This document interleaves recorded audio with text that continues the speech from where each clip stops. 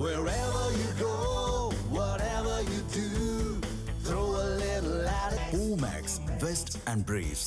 கரூர் தொகுதியில் வாக்காளர்களை அடைத்து வைப்பதற்காக திமுக சார்பில் ஆங்காங்கே கூடாரம் அமைக்கப்படுவதாக மாவட்ட தேர்தல் அதிகாரியிடம் முன்னாள் அமைச்சர் எம்.ஆர். விஜயபாஸ்கர் புகார் அளித்துள்ளார்.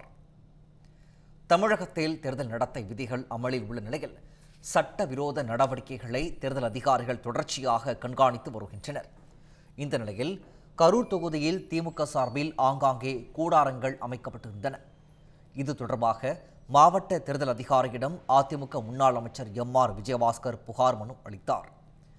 இதனையடுத்து செய்தியாளர்களை சந்தித்த அவர், வாக்காளர்களை அடைத்து வைத்து பரிசு பொருட்களை வழங்குவதற்காகவே இந்த கூடாரங்கள் அமைக்கப்பட்டுள்ளதாகவும், திமுக சார்பில் அமைக்கப்பட்டுள்ள இந்த கூடாரங்களை அகற்ற நடவடிக்கை எடுக்க வேண்டும் எனவும் வலியுறுத்தினார்.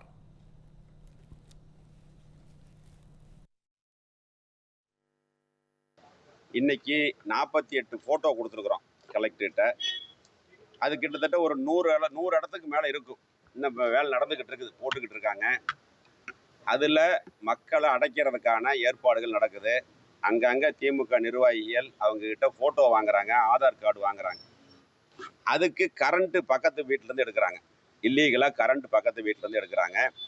அவங்களுடைய கணக்கு ஒரு நாளைக்கு 50,000 பேர்த்து உட்கார வைக்கணும்.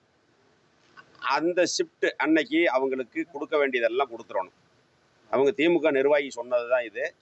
ஒரு நாளைக்கு உள்ளே வந்து உட்காரவங்களுக்கு 500 ரூபா. எல்லாம் சாப்பாடு உண்டு, சரக்கு உண்டு. இது அவங்க சொன்ன முக்கிய நிர்வாகி சொன்னது தான்.